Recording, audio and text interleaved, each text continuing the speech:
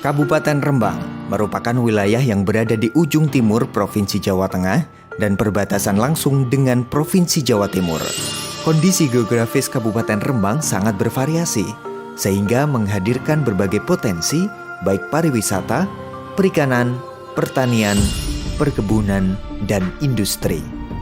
Pandemi COVID-19 berdampak besar pada pembangunan Kabupaten Rembang. Namun, Rembang terus berupaya untuk mendukung program pembangunan nasional, utamanya pemulihan ekonomi, pengurangan kesenjangan, dan peningkatan kualitas sumber daya manusia.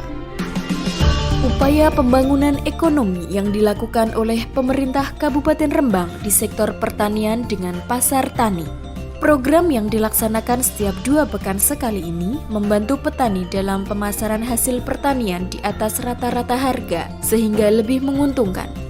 Walaupun pandemi COVID-19, sektor pertanian masih terus berkembang pesat. Wilayah pertanian aktif ditanami jagung dan padi sebagai komoditi utamanya. Rembang juga mampu mengembangkan bibit padi hibrida dengan teknologi penyilangan khusus untuk memperoleh hasil yang maksimal. Nanas, jeruk, dan porang menjadi komoditi baru yang dikembangkan.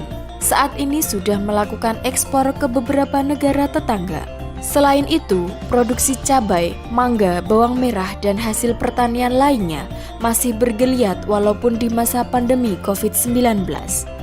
Pada sektor perikanan, jumlah produksi hasil pengolahan ikan mencapai 133,3 ton dengan nilai produksi mencapai 1,5 triliun rupiah. Kabupaten Rembang merupakan salah satu sentra sapi potong dengan populasi komoditas lebih dari 137.000 ekor per tahunnya.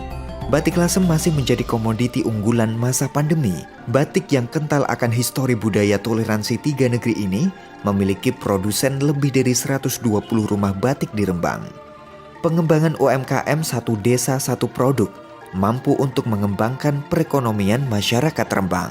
Guna mengidentifikasi kemiskinan agar lebih cepat tertangani, pemerintah kabupaten mengembangkan Gerbang Gemilang, sebuah sistem data kemiskinan satu pintu di Kabupaten Rembang. Penanggulangan kemiskinan juga dilakukan melalui program Kamalia Merekah, merupakan santunan pada lansia terlantar yang melibatkan seluruh OPD di Kabupaten Rembang. Selain itu, program Istri Mantap atau Industri Rumahan Mandiri Tanggap juga mampu untuk mengurangi pengangguran dan kemiskinan berbasis keluarga. Pemkab juga berpihak kepada disabilitas dengan memberikan pelatihan dan kesempatan kerja di pemerintahan. Komisioner Komisi Nasional Disabilitas juga berasal dari Kabupaten Rembang. Adanya investasi pembangunan kawasan industri banyak menghadirkan kesempatan bekerja.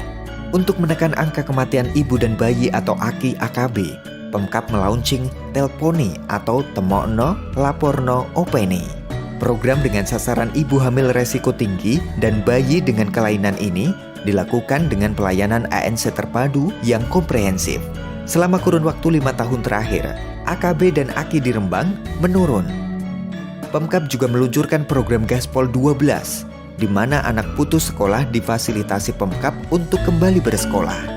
Pemkab juga membuka 16 paket program balai latihan kerja untuk profesionalisme tenaga kerja, serta 13 unit BLK di pesantren.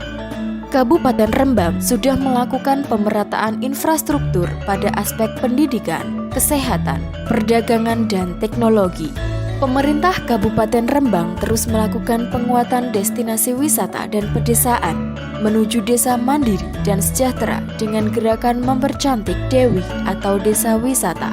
Pandemi ini, Pemkab juga rutin menggelar agenda pariwisata secara virtual untuk tetap menarik wisata ke Rembang.